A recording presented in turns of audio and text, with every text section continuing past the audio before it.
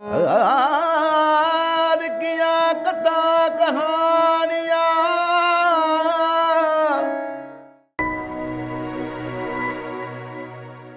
ਵਿੱਚ ਦੁਨੀਆ ਸੇਵ ਕਮਾਈਐ,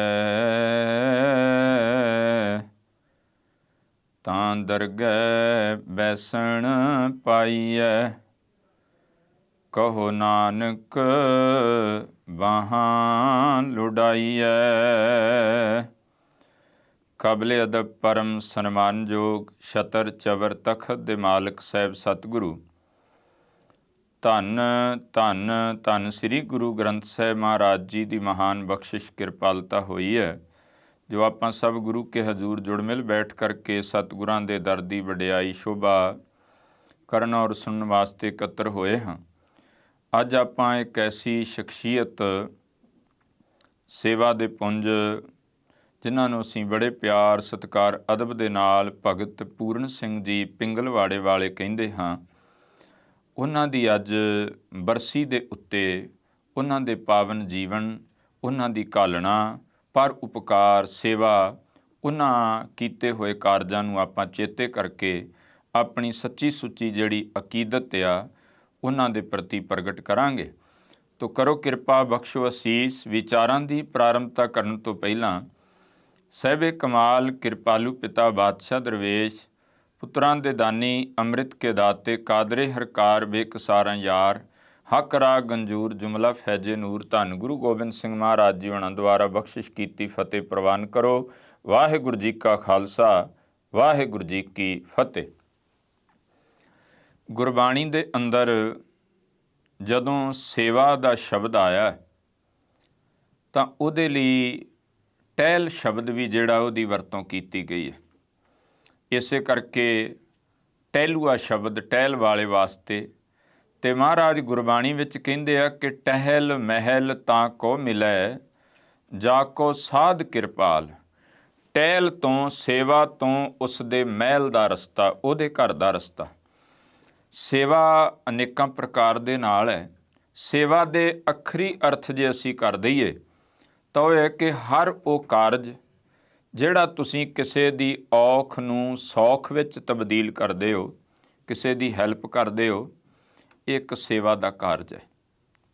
ਕੋਈ ਬਜ਼ੁਰਗ, ਕੋਈ ਅਸਮਰੱਥ ਬੰਦਾ ਸੜਕ ਦੇ ਇੱਕ ਕਿਨਾਰੇ ਖਲੋਤਾ, ਉਹ ਦੂਸਰੇ ਪਾਸੇ ਜਾਣਾ ਚਾਹੁੰਦਾ, ਨਹੀਂ ਜਾ ਪਾ ਰਿਹਾ, ਤੁਸੀਂ ਉਹਨੂੰ ਪਕੜ ਕੇ, ਇਨਸਾਨੀਅਤ ਦੇ ਨਾਤੇ ਉਹ ਕੌਣ ਹੈ, ਕਿਹੜੇ ਧਰਮ ਦਾ ਇਹ ਨਹੀਂ ਹੈ, ਉਹਨੂੰ ਪਕੜ ਕੇ ਸੜਕ ਪਾਰ ਕਰਾ ਦਿੰਦੇ ਹੋ, ਇਹ ਵੀ ਸੇਵਾ ਹੈ। ਗੁਰੂ ਘਰ ਵਿੱਚ ਆਪਾਂ ਜੋੜੇ ਝਾੜਨੇ, ਝਾੜੂ ਫੇਰਨਾ, ਭਾਂਡੇ ਮਾਂਜਣੇ, ਲੰਗਰ ਦੇ ਵਿੱਚ ਸੇਵਾ ਕਰਨੀ, ਗੁਰੂ ਦਰਬਾਰ ਵਿੱਚ ਸੇਵਾ ਕਰਨੀ, ਇਹ ਸਾਰੇ ਕਾਰਜ ਸੇਵਾ ਵਿੱਚ ਆ ਜਾਂਦੇ। ਔਰ ਸਤਿਗੁਰਾਂ ਨੇ ਬੜੀ ਵੱਡੀ ਕਿਰਪਾ ਕੀਤੀ। ਪਹਿਲਾਂ ਜਦੋਂ ਚਾਰ ਵਰਨ ਜਿਹੜਾ ਹੈ ਉਹਨਾਂ ਅਨੁਸਾਰ ਜਦੋਂ ਸਮਾਜ ਨੂੰ ਵੰਡ ਦਿੱਤਾ ਗਿਆ, ਉਹਦੇ ਵਿੱਚ ਜਿਹਨੂੰ ਗੁਰੂ ਘਰ ਨੇ ਸੇਵਾ ਦਾ ਨਾਮ ਦਿੱਤਾ, ਉਹ ਲੋਕ ਕਹਿੰਦੇ ਸਨ ਇਹ ਕੰਮ ਸ਼ੂਦਰਾਂ ਦਾ ਹੈ, ਬਈ ਝਾੜੂ ਫੇਰਨਾ, ਗੰਦਗੀ ਚੁੱਕਣੀ, ਇਹ ਕੁਝ ਕਹਿੰਦੇ ਸੀ ਇਹ ਨੀਚ ਲੋਕਾਂ ਦਾ ਕੰਮ ਹੈ। ਲੇਕਿਨ ਸਤਿਗੁਰਾਂ ਨੇ ਜਿਸ ਕਾਰਜ ਨੂੰ ਉਹਨਾਂ ਨੇ ਆਖਿਆ ਨੀਚ ਹੈ, ਔਰ ਜਿਸ ਕੰਮ ਤੋਂ ਗਿਲਾਨੀ ਕਰਦੇ ਸਨ ਕਰਨ ਤੋਂ, ਮਹਾਰਾਜ ਨੇ ਉਹਨੂੰ ਸੇਵਾ ਦਾ ਨਾਮ ਦੇ ਕੇ ਗੁਰੂ ਘਰ ਵਿੱਚ ਇੰਨਾ ਕੁ ਉੱਚਾ ਕਰ ਦਿੱਤਾ। ਅੱਜ ਜਦੋਂ ਵੀ ਤੁਸੀਂ ਕਿਸੇ ਨੂੰ ਸੇਵਾ ਕਰਦਿਆਂ ਵੇਖਦੇ ਹੋ ਤਾਂ ਤੁਹਾਡਾ ਮਨ ਉਹਦੇ ਪ੍ਰਤੀ ਸਤਿਕਾਰ ਨਾਲ, ਸ਼ਰਧਾ ਨਾਲ, ਭਾਵਨਾ ਦੇ ਨਾਲ ਭਰ ਜਾਂਦਾ, ਤੇ ਤੁਸੀਂ ਉਹਦੇ ਸਿਰ ਝੁਕਾਉਂਦੇ ਹੋ ਤੇ ਕਹਿੰਦੇ ਹੋ ਤੁਸੀਂ ਧੰਨ ਹੋ ਜੀ, ਤੁਸੀਂ ਇਹ ਸੇਵਾ ਕਰ ਰਹੇ ਹੋ। ਇਸੇ ਸੇਵਾ ਦੇ ਕੁੰਭ ਦੀ ਜਦੋਂ ਅਸੀਂ ਗੱਲ ਕਰਾਂਗੇ, ਉਹਦੇ ਵਿੱਚ ਭਗਤ ਪੂਰਨ ਸਿੰਘ ਜੀ ਪਿੰਗਲਵਾੜੇ ਵਾਲੇ, ਉਹਨਾਂ ਦਾ ਨਾਮ ਜਿਹੜਾ ਉਹ ਬੜੇ ਵੱਡੇ ਰੂਪ ਦੇ ਵਿੱਚ, ਕਿਉਂਕਿ ਭਗਤ ਪੂਰਨ ਸਿੰਘ ਜੀ ਉਹਨਾਂ ਦਾ ਜੀਵਨ ਪੜ੍ਹੀਏ ਤਾਂ ਉਹਨਾਂ ਦਾ ਜਨਮ 4 ਜੂਨ 1904 ਲੁਧਿਆਣੇ ਦੇ ਨੇੜੇ ਪਿੰਡ ਰਾਜੇਵਾਲ ਰੋਹਾਣੋ ਕਰਕੇ ਉਸ ਨਗਰ ਦੇ ਵਿੱਚ ਉਹਨਾਂ ਦਾ ਜਨਮ ਹੋਇਆ। ਪਿਤਾ ਦਾ ਨਾਮ ਚੌਧਰੀ ਸ਼ਿਬੂ ਮਲ ਤੇ ਮਾਤਾ ਦਾ ਨਾਮ ਮਹਿਤਾਬ ਕੌਰ। ਉਹਨਾਂ ਦੇ ਪਿਤਾ ਦੀਆਂ 2 ਸ਼ਾਦੀਆਂ ਸਨ। ਹੁਣ ਭਗਤ ਪੂਰਨ ਸਿੰਘ ਜੀ ਹੋਣਾ ਦਾ ਜਨਮ ਹੋਇਆ ਤੇ ਉਹ ਇੱਕ ਹਿੰਦੂ ਪਰਿਵਾਰ ਦੇ ਵਿੱਚ, ਉਹਨਾਂ ਦਾ ਪਹਿਲਾ ਨਾਮ ਰਾਮ ਜੀ ਦਾਸ ਸੀ, ਜਿਹੜਾ ਉਹਨਾਂ ਦਾ ਪਰਿਵਾਰਕ ਨਾਮ ਸੀ। ਉਹ ਦੁਨਿਆਵੀ ਵਿੱਦਿਆ ਦੇ ਵਾਸਤੇ ਮੈਟ੍ਰਿਕ ਤੱਕ ਉਹਨਾਂ ਨੇ ਖੰਨੇ ਪੜ੍ਹਨਾ ਕੀਤਾ। ਜਦੋਂ ਉਹ ਪੜ੍ਹਾਈ ਕਰਦੇ, ਇਸੇ ਦਰਮਿਆਨ ਉਹਨਾਂ ਦੇ ਜੀਵਨ ਵਿੱਚ ਕੁਝ ਘਟਨਾਵਾਂ ਘਟਦੀਆਂ। ਉਹ ਘਟਨਾਵਾਂ ਇਹ ਨੇ ਕਿ ਜਿੱਥੇ ਉਹਨਾਂ ਦਾ ਨਾ ਸ਼ੁਰੂ ਤੋਂ ਸੁਭਾਅ ਇਸ ਤਰ੍ਹਾਂ ਦਾ ਸੀ, ਜਿਵੇਂ ਅਕਸਰ ਕਈ ਥਾਵਾਂ 'ਤੇ ਆਪਾਂ ਬੁੱਤ ਲੱਗੇ ਵੇਖਦੇ ਹਾਂ, ਮੂਰਤੀਆਂ ਬਣੀਆਂ ਹੁੰਦੀਆਂ, ਇਸ ਤਰ੍ਹਾਂ ਦਿਵਾਲਿਆ ਮੰਦਿਰ ਦੇ ਬਾਹਰ ਇੱਕ ਮੂਰਤੀ ਬਣੀ, ਉਹਦੇ ਉੱਤੇ ਨਾ ਕੁਝ ਗੰਦਗੀ ਪਈ ਹੋਈ ਸੀ, ਪੱਤੇ ਪੁੱਤੇ ਇਤਿਆਦਿਕ ਧੂੜ ਮਿੱਟੀ। ਅਤੇ ਉਹਨਾਂ ਨੂੰ ਵੇਖ ਕੇ, ਕਿਉਂਕਿ ਜਿਸ ਪਰਿਵਾਰ ਵਿੱਚੋਂ ਸਾਨੂੰ ਉਸ ਕਰਕੇ ਸਤਿਕਾਰ ਵੀ ਸੀ, ਉਹਨੂੰ ਨਾ ਉਹ ਲੈ ਕੇ ਕੱਪੜਾ ਤੇ ਸਾਫ਼ ਕਰਨ ਲੱਗ ਪਏ। ਜਦੋਂ ਸਾਫ਼ ਕਰਨ ਲੱਗੇ, ਕਿੰਨਾ ਚਿਰ ਲੱਗੇ ਰਹੇ ਪੰਡਿਤ ਲੋਕ, ਉਦੋਂ ਤਾਂ ਵਹਿੰਦੇ ਰਹੇ ਵੀ ਚਲੋ ਵਧੀਆ ਭਾਈ ਕਰ ਰਿਹਾ ਕੰਮ। ਹੁਣ ਉੱਧਰੋਂ ਰੋਟੀ ਦਾ ਟਾਈਮ ਹੋਇਆ, ਅਤੇ ਉਹ ਬੈਠ ਕੇ ਜਦੋਂ ਪੁਜਾਰੀ ਰੋਟੀ ਖਾਣ ਲੱਗੇ ਤੇ ਭਗਤ ਪੂਰਨ ਸਿੰਘ ਜੀ ਵੀ ਜਾ ਕੇ ਉਹਨਾਂ ਦੇ ਨਾਲ ਬੈਠ ਗਏ। ਹੁਣ ਜਦੋਂ ਬੈਠੇ ਤੇ ਉਹ ਕਹਿੰਦੇ ਵੀ ਤੂੰ ਕੌਣ ਹੈ? ਉਹਨਾਂ ਦੱਸਿਆ ਜੀ ਮੈਂ ਇਸ ਤਰ੍ਹਾਂ। ਕਹਿੰਦੇ ਚੱਲ ਪਿੱਛੇ ਚੱਲ, ਤੂੰ ਸਾਡੇ ਨਾਲ ਬਹਿ ਕੇ ਰੋਟੀ ਨਹੀਂ ਖਾ ਸਕਦਾ, ਕਿਉਂਕਿ ਤੂੰ ਨੀਵੀਂ ਜਾਤ ਦੇ ਵਿੱਚੋਂ ਹੈ, ਤੂੰ ਨੀਚ ਹੈ, ਤੂੰ ਸ਼ੂਦਰਾਂ ਵਿੱਚ ਆਉਣਾ, ਇਸੇ ਕਰਕੇ ਛੇਤੀ ਥੱਲੇ ਉਤਰ, ਤੈਨੂੰ ਕੋਈ ਅਧਿਕਾਰ ਨਹੀਂ ਹੈ। ਬੜਾ ਵੱਡਾ ਝਟਕਾ ਲੱਗਾ ਇਸ ਚੀਜ਼ ਨੂੰ ਲੈ ਕੇ ਵੀ ਇਨਸਾਨੀਅਤ ਨਹੀਂ, ਇੱਥੇ ਬੰਦੇ ਦੇ ਵਰਨ ਦੀ ਗੱਲ, ਉਹਦੀ ਜਾਤ ਦੀ ਗੱਲ ਆ ਜਾਂਦੀ ਹੈ। ਉਹਦੇ ਤੋਂ ਬਾਅਦ ਉਹ ਚਲੇ ਗਏ ਰੇਰੂ ਸਾਹਿਬ। ਉੱਥੇ ਨਾ ਜਾ ਕੇ, ਹੁਣ ਜਿਵੇਂ ਬੰਦਾ ਕਈ ਵਾਰ ਸਿਆਣੇ ਕਹਿੰਦੇ ਨਾ ਦੁੱਧ ਦਾ ਸੜਿਆ ਲੱਸੀ ਨੂੰ ਵੀ ਫੂਕਾ ਮਾਰਦਾ, ਉੱਥੇ ਗੁਰੂ ਘਰ ਗਏ ਤੇ ਨਮਸਕਾਰ ਕੀਤੀ ਤੇ ਜਾ ਕੇ ਨਾ ਲੰਗਰ ਦੇ ਵਿੱਚ ਬਰਤਨਾਂ ਦੀ ਸੇਵਾ ਕਰਨ ਲੱਗੇ, ਭਾਂਡੇ ਮਾਂਜਣ ਦੀ। ਹੁਣ ਜਦੋਂ ਭਾਂਡੇ ਮਾਂਜਣ ਲੱਗੇ ਤੇ ਪਿੱਛੇ ਗੁਰੂ ਕਾ ਪਿਆਰਾ ਆਇਆ, ਉੱਥੇ ਗੁਰੂ ਘਰ ਵਿੱਚ ਗ੍ਰੰਥੀ ਸਿੰਘ ਸੀ ਸੇਵਾ ਕਰਦੇ। ਉਹ ਆ ਕੇ ਵੇਖ ਕੇ ਨਾ ਮੋਢੇ ਤੇ ਹੱਥ ਲਾ ਕੇ ਕਹਿੰਦੇ ਨੇ, ਜਵਾਨਾ ਪ੍ਰਸ਼ਾਦਾ ਛਕਿਆ ਪਹਿਲਾਂ? ਕਹਿੰਦੇ ਜੀ ਨਹੀਂ, ਅਜੇ ਛਕਿਆ ਨਹੀਂ। ਕਹਿੰਦੇ ਫਿਰ ਇੰਜ ਕਰ ਵੀ ਬਰਤਨ ਇੱਥੇ ਹੀ ਛੱਡ ਦੇ, ਪਹਿਲਾਂ ਪ੍ਰਸ਼ਾਦਾ ਛਕ ਬੈਠ ਕੇ, ਫਿਰ ਤੇਰਾ ਮਨ ਹੋਏਗਾ ਤੇ ਸੇਵਾ ਕਰ ਲਈ, ਜੇ ਨਾ ਮਨ ਹੋਏਗਾ ਪ੍ਰਸ਼ਾਦਾ ਛਕ ਕੇ ਤੂੰ ਚਲਾ ਜਾਈਂ। ਮਨ ਦੇ ਵਿੱਚ ਬੜੀ ਇਸ ਚੀਜ਼ ਨੇ ਪ੍ਰਭਾਵ ਪਾਇਆ ਵੀ ਇੱਕ ਪੱਖ ਉਹ ਹੈ ਜਿਹੜੇ ਕਹਿੰਦੇ ਤੂੰ ਸਾਡੇ ਨਾਲ ਬਹਿ ਕੇ ਖਾ ਨਹੀਂ ਸਕਦਾ, ਤੂੰ ਨੇੜੇ ਨਹੀਂ ਹੋ ਸਕਦਾ, ਤੂੰ ਅੰਦਰ ਨਹੀਂ ਹੋ ਸਕਦਾ। ਉਹਦੇ ਤੋਂ ਬਾਅਦ ਇਹਨਾਂ ਨੇ ਨਾ, ਕਿਉਂਕਿ ਇਲਾਕਾ ਉਹ ਸੀ ਸਰਹੰਦ ਦੀ ਧਰਤੀ, ਫਤਿਹਗੜ੍ਹ ਸਾਹਿਬ ਦੀ ਧਰਤੀ, ਉੱਥੇ ਇਹਨਾਂ ਨੇ ਜਦੋਂ ਸਾਹਿਬਜ਼ਾਦਿਆਂ ਦਾ ਜੋੜ ਮੇਲਾ, ਉੱਧਰਲੇ ਇਲਾਕੇ ਵਿੱਚ ਤਾਂ ਲੋਕ ਸਭਾ ਕਹਿੰਦੇ ਆ, ਜੋੜ ਮੇਲਾ ਉਹਨਾਂ ਦੀ ਸ਼ਹੀਦੀ ਦਿਹਾੜੇ ਤੇ ਤੋਂ ਸੰਗਤ ਆਉਂਦੀ ਬੜੇ ਵੱਡੇ ਰੂਪ ਵਿੱਚ। ਉੱਥੇ ਜਦੋਂ ਇਹ ਬੈਠੇ ਨਾ ਸੰਗਤ ਦੇ ਵਿੱਚ, ਜਿਸ ਦਰੀ ਤੇ ਬੈਠੇ ਸਨ ਉਸੇ ਦਰੀ ਤੇ ਇਹਨਾਂ ਨੇ ਵੇਖਿਆ ਮਹਾਰਾਜਾ ਪਟਿਆਲਾ ਵੀ ਬੈਠਾ। ਇਸ ਚੀਜ਼ ਨੂੰ ਲੈ ਕੇ ਇੰਨੇ ਪ੍ਰਭਾਵਿਤ ਹੋਏ ਵੀ ਹੈ ਇੱਥੇ ਦਾ ਮਤਲਬ ਹੈ ਭਾਵੇਂ ਕੋਈ ਰਾਜਾ ਹੋਵੇ ਤੇ ਭਾਵੇਂ ਕੋਈ ਗਰੀਬ ਹੋਵੇ, ਇੱਕੋ ਹੀ ਥਾਂ ਤੇ ਬਵੇਗਾ। ਅਸਲ ਮਰਿਆਦਾ ਇਹ ਹੀ ਹੈ। ਭਾਵੇਂ ਹੁਣ ਅਸੀਂ ਉਹਨੂੰ ਭੁੱਲਦੇ ਜਾ ਰਹੇ ਵੀ ਥੋੜ੍ਹਾ ਕੋਈ ਵਿਸ਼ੇਸ਼ਤ ਉਹਨੂੰ ਵੱਖਰਾ ਸਨਮਾਨ ਨਹੀਂ ਵੇਖਿਆ, ਤੇ ਏਡੀ ਵੱਡੀ ਤਬਦੀਲੀ ਜੇ ਲੰਗਰ 'ਚ ਬੈਠੇ ਜਾ ਕੇ, ਜਿਸ ਪੰਗਤ ਵਿੱਚ ਬੈਠ ਕੇ ਇਹ ਇਸ ਤਰ੍ਹਾਂ ਹੱਥ ਕਰਕੇ ਪ੍ਰਸ਼ਾਦਾ ਲੈ ਰਹੇ ਆ, ਮਹਾਰਾਜਾ ਪਟਿਆਲਾ ਵੀ ਇਸੇ ਤਰ੍ਹਾਂ ਹੱਥ ਕਰਕੇ ਪ੍ਰਸ਼ਾਦਾ ਮੰਗ ਰਿਹਾ। ਇਹਨਾਂ ਚੀਜ਼ਾਂ ਨੇ ਬੜਾ ਵੱਡਾ ਪ੍ਰਭਾਵ ਪਾਇਆ। ਇਹ ਹੁਣ ਪੜ੍ਹਨ ਵਾਸਤੇ ਉਹਦੇ ਤੋਂ ਬਾਅਦ ਖਾਲਸਾ ਹਾਈ ਸਕੂਲ ਜਿਹੜਾ ਸੀ, ਕਾਲਜ ਜਿਹੜਾ ਸੀ ਲਾਹੌਰ, ਉੱਥੇ ਚਲੇ ਗਏ। ਗਰੀਬੀ ਬੜੀ ਸੀ ਤੇ ਉੱਥੇ ਜਾ ਕੇ ਇਹਨਾਂ ਦੀ ਮਾਤਾ ਨੇ ਕਿਸੇ ਦੇ ਘਰ ਭਾਂਡੇ ਮਾਂਜਣ ਤੱਕ ਦਾ ਕਾਰਜ ਕੀਤਾ। ਮਾਤਾ ਜੀ ਉਹਨਾਂ ਨੇ ਬੱਚੇ ਦੀ ਫੀਸ ਦੇਣੀ। ਇਹਨਾਂ ਨੇ ਨਾਲ ਨਾਲ ਲਾਹੌਰ ਦੀ ਧਰਤੀ ਤੇ ਜੋ ਗੁਰੂ ਅਰਜਨ ਦੇਵ ਪਾਤਸ਼ਾਹ ਮਹਾਰਾਜ ਦਾ ਸ਼ਹੀਦੀ ਅਸਥਾਨ ਹੈ ਗੁਰਦੁਆਰਾ ਡੇਰਾ ਸਾਹਿਬ, ਉੱਥੇ ਜਾਣ ਲੱਗ ਪਏ ਸੇਵਾ ਕਰਦੇ, ਕਿਉਂਕਿ ਕੁਝ ਕਾਰਜ ਵੇਖੇ ਸਨ, ਝੁਕਾਅ ਉੱਧਰ ਹੋ ਗਿਆ। ਫਿਰ ਇਹਨਾਂ ਨੇ ਗੁਰੂ ਦੇ ਲੜ ਲੱਗਣਾ ਕੀਤਾ। ਗੁਰੂ ਦੇ ਲੜ ਲੱਗੇ ਤੇ ਅੰਮ੍ਰਿਤ ਦੀ ਦਾਤ ਪ੍ਰਾਪਤ ਕਰਕੇ ਨਾਮ ਰਾਮ ਜੀ ਦਾਸ ਤੋਂ ਪੂਰਨ ਸਿੰਘ ਰੱਖਿਆ ਗਿਆ। ਭਗਤ ਫਿਰ ਜਿਹੜਾ ਆ ਉਹ ਲੋਕਾਂ ਨੇ ਸੇਵਾ ਭਾਵ ਨੂੰ ਵੇਖ ਕੇ, ਉਹਨਾਂ ਦੇ ਜੀਵਨ ਨੂੰ ਦੇਖ ਕੇ ਲੋਕਾਂ ਨੇ ਉਹਨਾਂ ਨੂੰ ਫਿਰ ਇਹ ਲਕਬ ਦਿੱਤਾ ਕਿ ਭਗਤ ਹੈ। ਨਾਮ ਉਹਨਾਂ ਦਾ ਪੂਰਨ ਸਿੰਘ ਰੱਖਿਆ ਗਿਆ। ਡੇਰਾ ਸਾਹਿਬ ਸੇਵਾ ਕਰਦੇ। ਹੁਣ ਵੇਖੋ ਮਾਲਕ ਨੇ ਜਦੋਂ ਖੇਡ ਖਿਡਾਉਣੀ ਹੋਵੇ, ਉੱਥੇ ਇੱਕ ਦਿਨ ਅਜੇ ਰਾਤ ਨੂੰ ਕਾਰਜ ਆਪਣੇ ਬਰਤਨ ਵਗੈਰਾ ਸਵਾਰ ਕੇ ਤੇ ਸੌਣ ਲਈ ਤਿਆਰੀ ਕਰ ਰਹੇ ਸਨ। ਅਚਾਨਕ ਗੁਰਦੁਆਰਾ ਡੇਰਾ ਸਾਹਿਬ ਦੀ ਡਿਉੜੀ ਦੇ ਬਾਹਰੋਂ ਇੱਕ ਬੱਚੇ ਦੇ ਰੋਣ ਕਰਲਾਉਣ ਦੀ ਆਵਾਜ਼ ਆਈ। ਜਾ ਕੇ ਵੇਖਿਆ ਤੇ ਲੱਤਾਂ ਤੇ ਬਾਹਾਂ ਤੋਂ ਅਪਾਹਿਜ ਬੱਚਾ, ਜਿਹਨੂੰ ਅਸੀਂ ਪੜ੍ਹੇ ਲਿਖੇ ਲੋਕ ਹੈਂਡੀਕੈਪਟ ਵੀ ਕਹਿ ਦਿੰਦੇ ਆ, ਫਿਰ ਉਹਦੇ 'ਚ ਪਰਸੈਂਟੇਜ ਕੱਢਦੇ ਵੀ ਇੰਨੇ, ਸਿੱਧੀ ਭਾਸ਼ਾ 'ਚ ਹੈ ਕਿ ਲੰਗੜਾ ਵੀ ਲੂਲਾ ਵੀ, ਨਾ ਲੱਤਾਂ ਤੋਂ ਤੁਰ ਹੁੰਦਾ ਨਾ ਬਾਹਾਂ ਕੰਮ ਕਰਦੀਆਂ, ਸਰੀਰ ਦੀ ਹਾਲਤ ਇਹੋ ਜਿਹੀ। ਛੋਟੇ ਜਿਹੇ ਨੂੰ ਉੱਥੇ ਕੋਈ ਪੌੜੀਆਂ ਤੇ ਇਕੱਲੇ ਨੂੰ ਛੱਡ ਕੇ ਦੌੜ ਗਿਆ। ਔਰ ਇਹ ਸੰਸਾਰ ਦਾ ਦਸਤੂਰ ਹੈ ਬਈ ਜੇ ਧੀ ਪੁੱਤ ਦੇ ਅੰਗ ਪੈਰ ਠੀਕ ਹੈ ਫਿਰ ਸੋਚਦੇ ਵੱਡਾ ਹੋਏਗਾ ਸਾਡੀ ਸੇਵਾ ਕਰੇਗਾ, ਤੇ ਜੇ ਵੇਖਣ ਵੀ ਐਸਾ ਆ ਤੇ ਫਿਰ ਬੰਦਾ ਇਹੋ ਹੀ ਸੋਚਦਾ ਵੀ ਇਹਨੇ ਤੇ ਸਾਰੀ ਉਮਰ ਸੇਵਾ ਕਰਾਉਣੀ, ਇਹਨੂੰ ਘਰ ਰੱਖ ਕੇ ਕਰਨਾ ਕੀ ਹੈ। ਇਹ ਬੰਦੇ ਦੀ ਅਸਲੀਅਤ ਸਾਹਮਣੇ ਆ ਜਾਂਦੀ ਹੈ। ਛੱਡ ਕੇ ਚਲੇ ਗਏ। ਇਹਨਾਂ ਨੇ ਗੁਰੂ ਕੇ ਗ੍ਰੰਥੀ ਨੂੰ ਦੱਸਿਆ, ਕਹਿੰਦੇ ਉਹਨਾਂ ਨੇ ਅੱਗੋਂ ਕਹਿ ਦਿੱਤਾ ਸਹਿਜ ਸੁਭਾ, ਕਹਿੰਦੇ ਪੂਰਨ ਸਿੰਘ ਜੀ ਤੁਹਾਡੇ ਭਾਗਾਂ 'ਚ ਸੇਵਾ ਲਿਖੀ, ਤੁਸੀਂ ਕਰ ਲਓ। ਆਂਦੇ ਜੀ ਫਿਰ ਇਹਦਾ ਮੈਂ ਕੁਝ ਦਿਨ ਲੰਘੇ, ਕਹਿੰਦੇ ਇਹਦਾ ਮੈਂ ਨਾਂ ਕੀ ਰੱਖਾਂ, ਮੈਨੂੰ ਬੜੀ ਦਿੱਕਤ ਆਉਂਦੀ, ਇਹਨੂੰ ਆਵਾਜ਼ ਕਿਵੇਂ ਮਾਰਿਆ ਕਰੂੰ, ਕਿਵੇਂ ਕਿਆ ਕਰਾਂ। ਉਹ ਕਹਿੰਦੇ ਤੂੰ ਜੋ ਤੇਰੇ ਮਨ 'ਚ ਆਉਂਦਾ ਤੂੰ ਵੇਖ ਲੈ। ਕਹਿੰਦੇ ਜੀ ਮੈਨੂੰ ਪਿਆਰਾ ਬੜਾ ਲੱਗਦਾ ਹੈ, ਤੇ ਕਹਿੰਦੇ ਮੇਰਾ ਦਿਲ ਕਰਦਾ ਇਹਦਾ ਨਾਮ ਮੈਂ ਪਿਆਰਾ ਸਿੰਘ ਰੱਖ ਲਵਾਂ। ਉਹਦਾ ਨਾਮ ਪਿਆਰਾ ਸਿੰਘ। ਔਰ ਸਮਾਂ ਬੀਤਿਆ, 1947 ਦੀ ਵੰਡ ਹੋਈ, ਉੱਧਰੋਂ ਇੱਧਰ ਨੂੰ ਲੋਕ ਤੁਰੇ, ਕੋਈ ਕੁਝ ਲੈ ਕੇ ਤੁਰਿਆ, ਕੋਈ ਕੁਝ ਲੈ ਕੇ ਤੁਰਿਆ।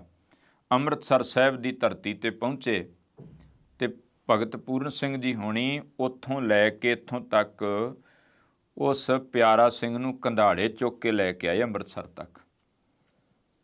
ਕਿਸੇ ਨੇ ਆਖਿਆ ਮੈਂ ਆ ਲਿਆਇਆ, ਕਿਸੇ ਨੇ ਆ ਲਿਆਇਆ। ਜੇ ਭਗਤ ਪੂਰਨ ਸਿੰਘ ਨੂੰ ਪੁੱਛਿਆ, ਉਹ ਕਹਿੰਦੇ ਮੈਂ ਤਾਂ ਪਿਆਰਾ ਸਿੰਘ ਨੂੰ ਲੈ ਕੇ ਆਇਆ, ਪਿਆਰੇ ਨੂੰ ਲੈ ਕੇ ਆਇਆ।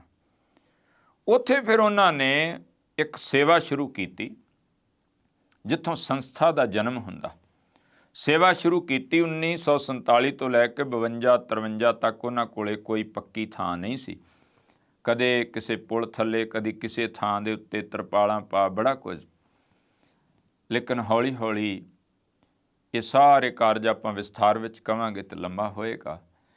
ਉਹਨਾਂ ਨੇ ਫਿਰ ਇਹ ਜਗ੍ਹਾ ਜਿਹੜੀ ਹੈ ਪਿੰਗਲਵਾੜਾ ਜਿੱਥੇ ਬਣਿਆ, ਜਗ੍ਹਾ ਹੌਲੀ ਹੌਲੀ ਪ੍ਰਾਪਤ ਹੋਈ। ਸਰਕਾਰ ਵੱਲੋਂ ਕੋਈ ਗੱਲਬਾਤ ਹੋਈ ਉਹਨਾਂ ਨੂੰ ਸੰਭਾਲਣ ਵਾਸਤੇ। ਕੋਈ ਟੀਵੀ ਦੇ ਮਰੀਜ਼ ਨੇ, ਕੋਈ ਇਸ ਤਰ੍ਹਾਂ ਅਪਾਹਿਜ ਆ ਜਿਨ੍ਹਾਂ ਨੂੰ ਫਿਰ ਮੰਦ ਬੁੱਧੀ, ਜਿਨ੍ਹਾਂ ਨੂੰ ਪਤਾ ਹੀ ਨਹੀਂ ਮਲ ਮੂਤਰ ਦਾ। ਹੌਲੀ ਹੌਲੀ ਲੋਕ ਜੁੜਨ ਲੱਗੇ, ਲੇਕਿਨ ਬਹੁਤ ਸੇਵਾਦਾਰ ਆ ਗਏ। ਭਗਤ ਪੂਰਨ ਸਿੰਘ ਜੀ ਕਹਿੰਦੇ ਬਾਕੀ ਸੇਵਾ ਜਿਹੜੀ ਮਰਜ਼ੀ ਕਰੋ, ਲੇਕਿਨ ਇਹਨਾਂ ਦੇ ਮਲ ਮੂਤਰ ਵਾਲੇ ਜਿਹੜੇ ਗੰਦੇ ਕੱਪੜੇ ਨੇ ਉਹ ਮੈਂ ਆਪ ਧੋਵਾਂਗਾ, ਜਿਹਦੇ ਤੋਂ ਬੰਦਾ ਗੁਰੇਜ਼ ਕਰਦਾ। ਉਹ ਸੇਵਾ ਕੀਤੀ। ਸੇਵਾ ਕਰਨੀ, ਅਸੀਂ ਸੇਵਾ ਵੀ ਇਹ ਮਤਲਬ ਸੌਖੀ ਸੌਖੀ ਸਮਝਦੇ ਹਾਂ ਨਾ, ਲੇਕਿਨ ਸੇਵਾ ਦਾ ਭਾਵ ਜਿੱਥੇ ਪੈਦਾ ਹੋ ਗਿਆ, ਫਿਰ ਉਹ ਬਾਟਾ ਲੈ ਕੇ ਜਾਣਾ, ਗਲੀ ਗਲੀ ਜਾ ਕੇ ਨਾਲ ਉਹ ਘੰਟੀ ਵਜਾਉਣੀ, ਧਨ ਇਕੱਠਾ ਕਰਨਾ, ਇਸ ਤਰ੍ਹਾਂ ਸੇਵਾ ਸ਼ੁਰੂ। ਔਰ ਵੇਖੋ ਭਾਵਨਾ ਸੀ, ਆਪਾਂ ਨੇ ਨਾ ਧਨ ਤੋਂ ਬਗੈਰ ਕੁਛ ਵੀ ਨਹੀਂ ਕੋਲ, ਏਡੀ ਵੱਡੀ ਸੰਸਥਾ ਪੈਦਾ ਹੋ ਗਈ ਉਹਦੇ ਵਿੱਚੋਂ। ਕਿੰਨਿਆਂ ਨੂੰ ਆਸਰਾ ਮਿਲਿਆ ਉਸ ਥਾਂ ਦੇ ਉੱਤੇ, ਕਿੰਨਿਆਂ ਨੂੰ। ਔਰ ਉਹਦੇ ਨਾਲ ਨਾਲ ਉਹਨਾਂ ਨੇ ਫਿਰ, ਕਿਉਂਕਿ ਉਹਨਾਂ ਨੇ ਆਪਣਾ ਨਿੱਜ ਦਾ ਪਬਲਿਸ਼ਰ ਭਾਵ ਕਿ ਬਹੁਤ ਸਾਰੇ ਕਿਤਾਬ 'ਚ ਛਾਪੇ ਉਹਨਾਂ ਨੇ, ਜਿਹੜਾ ਸਾਨੂੰ ਸਾਹਿਤ ਅੱਜ ਵੀ ਮਿਲਦਾ। ਔਰ ਜੋ ਅਸੀਂ ਅੱਜ ਇੰਡੀਆ ਦੀ ਧਰਤੀ 'ਤੇ ਲੋਕ ਹੰਢਾ ਰਹੇ ਆ, ਬਈ ਉਹ ਪਾਣੀ ਨੂੰ ਲੈ ਕੇ, ਉਹ ਹਵਾ ਨੂੰ ਲੈ ਕੇ, ਉਹ ਇਨਵਾਇਰਨਮੈਂਟ ਨੂੰ, ਇਹ ਸਭ ਕੁਝ ਦੇ ਪ੍ਰਤੀ ਉਹ ਪਹਿਲਾਂ ਹੀ ਕਹਿੰਦੇ ਸਨ ਵੀ ਗੱਡੀਆਂ ਮੋਟਰਾਂ ਦੀ ਵਰਤੋਂ ਘੱਟ ਕਰੋ। ਲੱਕੜ ਘਰਾਂ ਦੇ ਵਿੱਚ, ਲੁਧਿਆਣੇ ਗਏ ਕਿਸੇ ਪਰਿਵਾਰ ਦੇ, ਜਦੋਂ ਉੱਥੇ ਗਏ ਕਿਸੇ ਕਾਰਜ ਲਈ, ਅਤੇ ਉਹ ਪਰਿਵਾਰ ਜੀ ਬੜਾ ਵੱਡਾ ਸੇਠ ਸੀ, ਤੇ ਆਂਦਾ ਮੇਰੇ ਘਰ ਚਰਨ ਪਾਓ। ਗਏ, ਮੈਂ ਆਹ ਛਕਾਉਣਾ, ਮੈਂ ਉਹ ਛਕਾਉਣਾ। ਅੰਦਰ ਵੜਦਿਆਂ ਵੇਖਿਆ ਘਰ ਬੜਾ ਵੱਡਾ, ਅਤੇ ਲੱਕੜ ਹੀ ਲੱਕੜ ਲੱਗੀ ਹੋਈ ਹੈ, ਲੱਕੜ ਦੀਆਂ ਵੱਡੀਆਂ ਵੱਡੀਆਂ ਅਲਮਾਰੀਆਂ, ਹੋਰ ਜਿਹੜੀ ਉਹਦੀ ਸ਼ੋਅ ਬਣਾਈ। ਕਹਿੰਦੇ ਨਾ ਭਾਈ, ਅਸੀਂ ਤੇਰੇ ਘਰੋਂ ਪਾਣੀ ਵੀ ਨਹੀਂ ਪੀ ਸਕਦੇ। ਉਹ ਕਹਿੰਦਾ ਭਗਤ ਜੀ ਹੋਇਆ ਕੀ ਹੈ, ਗਲਤੀ ਕੀ ਮੇਰੀ? ਕਹਿੰਦੇ ਆ ਕਿੱਡਾ ਵੱਡਾ ਗੁਨਾਹ ਕੀਤਾ, ਕਿੰਨੇ ਦਰਖਤ ਵੱਢ ਕੇ ਤੂੰ ਲਾਏ ਆਪਣੇ ਘਰ, ਪਰ ਆਪਣੇ ਹੱਥੀਂ ਰੁੱਖ ਕੋਈ ਲਾਇਆ ਹੀ? ਕਹਿੰਦਾ ਜੀ ਉਹ ਤੇ ਨਹੀਂ। ਕਹਿੰਦੇ ਨਹੀਂ, ਫਿਰ ਐਸੇ ਘਰ ਦੇ ਵਿੱਚੋਂ ਮੈਂ ਕੁਝ ਨਹੀਂ ਖਾ ਸਕਦਾ, ਕੁਝ ਨਹੀਂ ਪੀ ਸਕਦਾ। ਇੰਨੀ ਸੁਚੇਤਤਾ, ਇਸ ਢੰਗ ਦੇ ਨਾਲ ਉਹਨਾਂ ਨੇ ਵੀ ਇਸ ਕੁਦਰਤ ਨੂੰ ਸੰਭਾਲੋ, ਇਹ ਤੁਹਾਡੇ ਵਾਸਤੇ ਬੜੀ ਦੁਖਦਾਈ ਨਹੀਂ ਤੇ ਕਹਾਣੀ ਉਹਨੇ ਵਿੜ ਗਈ। ਜੋ ਸੰਸਾਰ ਅੱਜ ਚੱਲ ਰਿਹਾ, ਆਕਸੀਜਨ, ਪਾਣੀ ਅਸੀਂ ਮੁੱਲ ਲੈ ਕੇ ਪੀਣ ਲੱਗ ਪਏ, ਬੋਤਲਾਂ ਚੁੱਕ ਲਈਆਂ। ਅਜੇ ਤਾਂ ਮੁੱਲ ਮਿਲਦਾ ਹੈ, ਮੁੱਲ ਵੀ ਨਹੀਂ ਮਿਲਣਾ। ਹਵਾ ਦੇ ਜਿਹੜਾ ਉਹ ਆਕਸੀਜਨ ਦੇ ਸਿਲੰਡਰਾਂ 'ਤੇ ਗੱਲ ਆ ਗਈ। ਇਹ ਜੇ ਇਹੋ ਜਿਹੀ ਕਹਾਣੀ ਰਹੀ ਤਾਂ ਮੁੜ ਕੇ ਵੀ ਨਾਲ ਚੁੱਕ ਕੇ ਤੁਰਨੇ ਪਿਆ ਕਰਨੇ। ਬੱਚਿਆਂ ਲਈ ਆਹ ਜੋੜ ਦਈਏ, ਬੱਚਿਆਂ ਲਈ ਆਹ ਜੋੜ ਦਈਏ। ਉਹ ਭਾਈ ਜੇ ਉਹਨਾਂ ਨੂੰ ਸਾਹ ਲੈਣ ਲਈ ਹਵਾ ਹੀ ਨਾ ਮਿਲੀ, ਪੀਣ ਲਈ ਪਾਣੀ ਨਾ ਮਿਲਿਆ, ਤੇ ਕੀ ਕਰੇਗਾ ਤੁਹਾਡਾ ਧਨ? ਹੁਣ ਤੇ ਧਨ ਖਰਚ ਕੇ ਬੋਤਲ ਲੈ ਲੈਂਦੇ ਹੋ ਪਾਣੀ ਦੀ, ਤੇ ਜੇ ਹੋਇਆ ਹੀ ਨਾ ਫਿਰ ਕੀ ਕਰੋਗੇ? ਇਹਨਾਂ ਚੀਜ਼ਾਂ ਵੱਲ ਉਹਨਾਂ ਨੇ ਧਿਆਨ ਦਿਵਾਇਆ ਔਰ ਉਸ ਚੀਜ਼ ਨੂੰ ਆਖਿਆ ਆਪਣੇ ਜੀਵਨ ਦੇ ਵਿੱਚ ਲਾਗੂ ਕਰੋ। ਜਿੱਡੀ ਵੱਡੀ ਸੇਵਾ ਭਗਤ ਪੂਰਨ ਸਿੰਘ ਜੀ ਹੁਣਾਂ ਨੇ ਕੀਤੀ ਔਰ ਚੱਲ ਰਹੀ ਹੈ, ਏਡੀ ਵੱਡੀ ਸੰਸਥਾ ਨੂੰ ਉਹਨਾਂ ਨੇ ਜਨਮ ਦਿੱਤਾ ਔਰ ਉਹ ਸੰਸਥਾ ਦੇ ਵਿੱਚ ਬਿਨਾਂ ਕਿਸੇ, ਔਰ ਮੈਂ ਐਸੇ ਉਹਨਾਂ ਦੇ ਸੰਗੀ ਸਾਥੀ ਜਿਹੜੇ ਕੋ ਜਾਂਦੇ ਸਨ ਮਿਲਣ ਉੱਥੇ, ਤੇ ਇੱਕ ਸਰੀਰ ਤੋਂ ਮੈਂ ਆਪਣੇ ਮੂੰਹੋਂ ਸੁਣਿਆ, ਉਹਨੇ ਦੱਸਿਆ, ਆਪਣੇ ਕੰਨਾਂ ਨਾਲ ਸੁਣਿਆ, ਉਹ ਕਹਿ ਰਹੇ ਸਨ, ਕਹਿੰਦੇ ਜੀ ਅਸੀਂ ਗਏ ਤੇ ਮੈਂ ਆਖਿਆ ਬਈ ਅੰਦਰ ਤੇ ਜਿਹੜੇ ਨੇ ਉਹ ਲੰਗੜੇ ਲੂਲੇ ਪਿੰਗਲੇ ਹੋਣਗੇ, ਐਸਾ ਕੁਝ ਹੈ। ਪਰ ਕਹਿੰਦੇ ਭਗਤ ਪੂਰਨ ਸਿੰਘ ਜੀ ਇਹ ਸ਼ਬਦ ਨਹੀਂ ਸਨ ਵਰਤਦੇ। ਕਹਿੰਦੇ ਮੈਂ ਗਈ, ਔਰਤ ਲੇਡੀ ਸਨ, ਕਹਿੰਦੇ ਮੈਂ ਗਈ ਤੇ ਮੈਨੂੰ ਕਹਿੰਦੇ ਹੈ, ਮੇਰਾ ਮਨ ਨਹੀਂ ਸੀ ਵੀ ਮੈਂ ਅੰਦਰ ਜਾਵਾਂ, ਪਰ ਜਦੋਂ ਉਹਨਾਂ ਨੇ ਸ਼ਬਦ ਕਿਹਾ ਨਾ, ਧੀਏ ਅੰਦਰ ਆਪਣੇ ਭੈਣਾਂ ਭਰਾਵਾਂ ਨੂੰ ਮਿਲ ਕੇ ਨਹੀਂ ਜਾਣਾ। ਕਹਿੰਦੇ ਜਦੋਂ ਉਹਨਾਂ ਨੇ ਭੈਣ ਭਰਾ ਸ਼ਬਦ ਵਰਤਿਆ ਤੇ ਮੈਂ ਅੰਦਰ ਗਈ ਤੇ ਉੱਥੋਂ ਦੇ ਹੀ ਹੋ ਕੇ ਰਹਿ ਗਏ। ਅੱਜ ਵੀ ਬੜੇ ਸਰੀਰ ਉਹਨਾਂ ਸੇਵਾਵਾਂ ਨਾਲ ਦੇਸ਼ ਵਿਦੇਸ਼ ਦੀ ਧਰਤੀ ਤੇ ਤੁਸੀਂ ਜੁੜੇ ਹੋ, ਕਿਉਂਕਿ ਡਾਕਟਰ ਇੰਦਰਜੀਤ ਕੌਰ ਜੀ ਸਤਿਕਾਰਯੋਗ ਹੁਣ ਉਸ ਕਾਰਜ ਨੂੰ ਅੱਗੇ ਲੈ ਕੇ ਚੱਲ ਰਹੇ ਆ। ਉਹ ਸੇਵਾਵਾਂ ਜਿਹੜੀਆਂ ਉਹ ਨਿਭਾਈਆਂ ਜਾ ਰਹੀਆਂ, ਉਹ ਸੁਤੰਤਰ ਉਸੇ ਤਰੀਕੇ ਦੇ ਨਾਲ ਨਿਰੰਤਰ ਰੂਪ ਦੇ ਵਿੱਚ ਉਹ ਸੇਵਾ ਚੱਲ ਰਹੀ ਹੈ। ਔਰ ਮੈਂ ਇੱਕ ਬੇਨਤੀ ਹੋਰ ਕਰਦਾ ਬਈ ਉਹਨਾਂ ਥਾਵਾਂ ਤੇ ਜ਼ਰੂਰ ਜਦੋਂ ਵੀ ਕਿਤੇ 6 ਮਹੀਨਿਆਂ ਬਾਅਦ, 3 ਮਹੀਨਿਆਂ ਬਾਅਦ, ਸਾਲ ਬਾਅਦ ਇਹਨਾਂ ਥਾਵਾਂ ਤੇ ਜ਼ਰੂਰ ਜਾਏ। ਜਦੋਂ ਮਨ 'ਚ ਆਵੇ ਨਾ ਮੈਨੂੰ ਰੱਬ ਨੇ ਆਹ ਨਹੀਂ ਦਿੱਤਾ, ਮੈਨੂੰ ਆਹ ਨਹੀਂ ਦਿੱਤਾ, ਇਹੋ ਜਿਹੀਆਂ ਥਾਵਾਂ ਤੇ ਜ਼ਰੂਰ ਜਾਇਆ ਕਰੋ ਤੇ ਉਹਨਾਂ ਸਰੀਰਾਂ ਨੂੰ ਵੇਖਿਆ ਕਰੋ।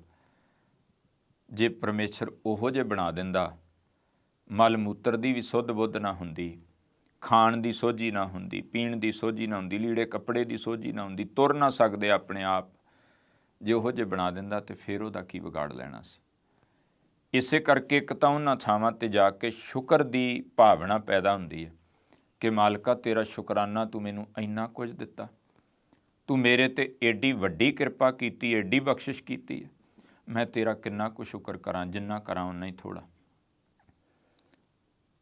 ਇਸੇ ਕਰਕੇ ਅਸੀਂ ਜਦੋਂ ਭਗਤ ਪੂਰਨ ਸਿੰਘ ਜੀ ਹੁਣਾਂ ਦੇ ਸਮੁੱਚੇ ਜੀਵਨ ਵੱਲ ਝਾਤ ਮਾਰਦੇ ਹਾਂ, ਉਹਨਾਂ ਨੇ ਉਹਨਾਂ ਰੋਗੀਆਂ ਨੂੰ ਸੰਭਾਲਣ ਵਾਸਤੇ ਜਿਹੜਾ ਜੀਵਨ ਆਪਣਾ ਲੇਖੇ ਲਾ ਦਿੱਤਾ, ਆਪਣਾ ਪੂਰੇ ਦਾ ਪੂਰਾ ਜੀਵਨ, ਜੋ ਆਪਾਂ ਬਾਣੀ 'ਚ ਬਚਨ ਪੜ੍ਹਦੇ ਹਾਂ ਨਾ, ਬਹੁਤ ਜਨਮ ਵਿਛੁਰੇ ਥੇ ਮਾਧੋ, ਇਹ ਜਨਮ ਤੁਮਾਰੇ ਲੇਖੇ, ਇਹ ਜਨਮ ਤੇਰੇ ਲੇਖੇ ਲਾ। ਉਹ ਤੇ ਉਹਨਾਂ ਨੇ ਉਹ ਸੇਵਾ, ਕਿਉਂਕਿ ਆ ਜਿਹੜੀ ਖਲਕਤ ਹੈ ਨਾ, ਬਾਬਾ ਫਰੀਦ ਜੀ ਕਹਿੰਦੇ, ਫਰੀਦਾ ਖਾਲਕ ਖਲਕ ਮੈਂ ਖਲਕ ਵਸੈ, ਰੱਬ ਮਾਹੇ ਮੰਦਾ ਕਿਸ ਨੂੰ ਆਖੀਐ, ਜਾਂ ਤਿਸ ਬਿਨ ਕੋਈ ਨਾ ਹੈ। ਉਹਨਾਂ ਨੇ ਇਸ ਖਲਕਤ ਨੂੰ ਖਾਲਕ ਦਾ ਰੂਪ ਜਾਣ ਕੇ, ਔਰ ਉੱਥੇ ਕਦੀ ਕੋਈ ਵਿਤਕਰਾ ਨਾ ਹੋਇਆ ਬਈ ਇਹ ਭਾਈ ਹਿੰਦੂ ਪਰਿਵਾਰ ਵਿੱਚੋਂ ਆ, ਇਹ ਭਾਈ ਸਿੱਖ ਪਰਿਵਾਰ ਵਿੱਚੋਂ ਹੈ, ਇਹਦੀ ਜ਼ਿਆਦਾ ਧਿਆਨ ਕਰਨਾ ਜਾਂ ਇਹਦਾ ਘੱਟ ਕਰਨਾ ਹੈ, ਇਹ ਕਿਸੇ ਹੋਰ ਜਾਤ ਦਾ ਹੈ ਜਾਂ ਕਿਸੇ ਹੋਰ ਇਲਾਕੇ ਦਾ ਹੈ। ਇਹਨਾਂ ਚੀਜ਼ਾਂ ਵਾਸਤੇ ਬਿਲਕੁਲ ਵੀ ਕੋਈ ਜਗ੍ਹਾ ਨਹੀਂ ਸੀ ਉਸ ਥਾਂ 'ਤੇ। ਉਹ ਤਾਂ ਸਮੁੱਚੀ ਮਾਨਵਤਾ ਨੂੰ ਕਲਾਵੇ ਵਿੱਚ ਲੈਣ ਵਾਲੀ ਬਾਤ ਸੀ। ਉਹ ਮਾਨਵਤਾ ਨੂੰ ਕਲਾਵੇ ਵਿੱਚ ਉਹਨਾਂ ਨੇ ਲਿਆ, ਮਾਨਵਤਾ ਦੀ ਸੇਵਾ ਕੀਤੀ ਔਰ ਸਾਡੇ ਵਾਸਤੇ ਪੂਰਨੇ ਪਾਏ। ਜੇ ਅਸੀਂ ਇਹਨਾਂ ਚੀਜ਼ਾਂ ਨੂੰ ਜਦੋਂ ਸਮਝਾਂਗੇ ਨਾ, ਤਾਂ ਸਾਡੇ ਚਾਰ ਚੁਫੇਰੇ ਚੁਗਿਰਦੇ ਵੇਖਦੇ ਤਾਂ ਅਸੀਂ ਵੀ ਬਹੁਤ ਕੁਝ ਹਾਂ, ਪਰ ਅਸੀਂ ਕਹਿੰਦੇ ਨੇ ਹਾਏ ਵਿਚਾਰਾ, ਬਸ ਇੰਨਾ ਕਹਿ ਕੇ ਕਹਾਣੀ ਸਰ ਜਾਂਦੀ, ਉਹ ਤੋਂ ਅੱਗੇ ਨਹੀਂ ਕੁਛ ਹੁੰਦਾ। ਪਰ ਅੰਦਰ ਨਿਸ਼ਠਾ ਹੋਵੇ, ਕਰਨ ਦੀ ਬਾਤ ਹੋਵੇ, ਤੇ ਵੇਖੋ ਕੁਝ ਵੀ ਕੋਲ ਨਾ ਹੋਵੇ ਤਾਂ ਵੀ ਏਡੀ ਵੱਡੀ ਸੰਸਥਾ ਜਿਹੜੀ ਉਹ ਬਣ ਸਕਦੀ, ਇੰਨੇ ਲੋਕਾਂ ਨੂੰ ਆਸਰਾ ਮਿਲ ਸਕਦਾ, ਇੰਨਿਆਂ ਨੂੰ ਟਿਕਾਣਾ ਮਿਲ ਸਕਦਾ, ਔਰ ਉਸ ਪਰਮੇਸ਼ਰ ਦੇ ਫਿਰ ਉਹਨਾਂ ਨੂੰ ਭਗਤ। ਇਹ ਬੜੀ ਵੱਡੀ ਸੇਵਾ ਹੈ, ਸੇਵਾ ਦਾ ਖੇਤਰ ਦਾਇਰਾ ਬੜਾ ਵੱਡਾ। ਜਿੱਥੋਂ ਬੇਨਤੀ ਆਰੰਭ ਕੀਤੀ ਸੀ, ਤੁਹਾਡੇ ਨੇੜੇ ਅਸੀਂ ਜੇ ਰੁੱਖ ਲਾ ਰਹੇ ਹਾਂ, ਉਹ ਵੀ ਇੱਕ ਬੜੀ ਵੱਡੀ ਸੇਵਾ ਹੈ। ਅਸੀਂ ਕਿਸੇ ਦੀਨ ਦੁਨੀ ਦਰਦ ਦਾ, ਜਿਹੜਾ ਦੁਖੀ ਦਾ ਉਹ ਦਰਦ ਸੰਭਾਲਦੇ ਹਾਂ, ਉਹਨੂੰ ਸਮਝਦੇ ਹਾਂ, ਉਹਦੇ ਵਾਸਤੇ ਯਤਨ ਕਰਦੇ ਹਾਂ, ਦੂਰ ਕਰਨ ਦਾ ਬੜੀ ਵੱਡੀ ਸੇਵਾ ਹੈ। ਤਾਂ ਮਹਾਰਾਜ ਕਹਿੰਦੇ ਜਦੋਂ ਤੂੰ ਸੰਸਾਰ ਦੇ ਵਿੱਚ ਸੇਵਾ ਕਰੇਂਗਾ ਤਾਂ ਫਿਰ ਉਸ ਮਾਲਕ ਦੇ ਘਰ ਵਿੱਚ ਸੁਰਖਰੂ ਹੋ ਜਾਏਗਾ। ਵਿੱਚ ਦੁਨੀਆ ਸੇਵ ਕਮਾਈ ਹੈ ਤਾਂ ਦਰਗਾਹ ਵੈਸਣ ਪਾਈ ਹੈ। ਅੱਜ ਉਹ ਸੇਵਾ ਦੇ ਪੁੰਜ ਜਿਨ੍ਹਾਂ ਨੇ ਸਾਨੂੰ ਸਿਖਾਇਆ ਵੀ ਸੇਵਾ ਕਿਸ ਤਰ੍ਹਾਂ ਹੁੰਦੀ ਹੈ, ਉਸ ਭਾਵਨਾ ਨੂੰ ਬਿਨਾਂ ਗਿਲਾਨੀ ਕੀਤਿਆਂ ਉਹ ਅਖੀਰਲੇ ਸਮੇਂ ਤੱਕ, ਔਰ ਅੱਜ ਦੇ ਦਿਨ 5 ਅਗਸਤ 1992 ਕਿਉਂਕਿ ਉਹਨਾਂ ਨੂੰ ਪਹਿਲਾਂ ਸਰਕਾਰ ਵੱਲੋਂ ਪਦਮ ਸ਼੍ਰੀ ਅਵਾਰਡ ਵੀ ਦਿੱਤਾ ਗਿਆ, ਪਰ ਜਦੋਂ ਦਰਬਾਰ ਸਾਹਿਬ ਦੇ ਉੱਪਰ ਅਟੈਕ ਹੋਇਆ ਔਰ ਜੋ ਜ਼ੁਲਮ ਉਹਨਾਂ ਨੇ ਵੇਖੇ, ਉਹਨਾਂ ਬਕਾਇਦਾ ਇੱਕ ਚਿੱਠੀ ਲਿਖੀ ਜਿਹਦਾ ਰੂਪ ਸਾਨੂੰ ਮਿਲ ਜਾਂਦਾ ਵੀ ਮੈਂ ਇਹ ਫੈਸਲਾ ਲੈਣ ਲੱਗਿਆਂ ਕਾਹਲੀ ਨਹੀਂ ਕੀਤੀ, ਇਹ ਅਣਮਨੁੱਖੀ ਵਰਤਾਰਾ ਸੀ, ਤਾਂ ਕਰਕੇ ਮੈਂ ਪਦਮ ਸ਼੍ਰੀ ਵਾਪਸ ਕਰਦਾ ਹਾਂ। ਤੋ ਉਹਨਾਂ ਨੇ ਅੰਮ੍ਰਿਤਸਰ ਸਾਹਿਬ ਦੀ ਧਰਤੀ ਤੇ 5 ਅਗਸਤ 1992 ਨੂੰ ਅਖੀਰਲਾ ਸਵਾਸ ਲਿਆ। ਐਸੀ ਪੁੰਨ ਆਤਮਾ, ਐਸਾ ਉੱਚਾ ਜੀਵਨ ਜੋ ਸਾਡੇ ਸਾਰਿਆਂ ਵਾਸਤੇ ਰੋਸ਼ਨ ਮੁਨਾਰਾ ਹੈ, ਉਹਨਾਂ ਦੇ ਚਰਨਾਂ ਵਿੱਚ ਉਹਨਾਂ ਦੀ ਕਰਨੀ ਨੂੰ ਨਮਸਕਾਰ ਹੈ। ਹੋਈਆਂ ਭੁੱਲਾਂ ਦੀ ਖਿਮਾ। ਵਾਹਿਗੁਰੂ ਜੀ ਕਾ ਖਾਲਸਾ, ਵਾਹਿਗੁਰੂ ਜੀ ਕੀ ਫਤਿਹ। ਕੀਆਂ ਕਤਾਂ